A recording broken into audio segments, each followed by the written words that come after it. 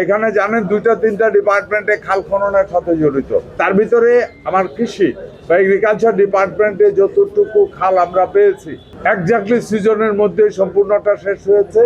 আগামী সিজনে এই জুন জুলাই থেকে তারপরের মাস পরে জুন পর্যন্ত আমাদের যে পরিমাণ হবে আপনি দেখেছেন, আমরা এর ভিতরে কথা বলেছি। আমার প্রত্যেকটা ডিপার্টমেন্টের সাথে আমি ইন্ডিপেন্ডেন্টলি কথা বলেছি 1 by 1, এবং ওইটারও প্রোগ্রামিং হচ্ছে, প্ল্যানিং হচ্ছে, কিভাবে করতে হবে ওইটাও আমরা করছি। এতটুকু বলতে পারি আমাদের ডিপার্টমেন্ট, এগ্রিকালচার ডিপার্টমেন্ট বিশেষ করে ভিএডিসির আন্ডারে যে খাল খনন কর্মসূচি যেই পরিমাণ টার্গেট আমাদের আছে, এটাও আগামী বছরে একেবারে ইন টাইম 16 আনায় কাজ শেষ হবে ইনশাআল্লাহ।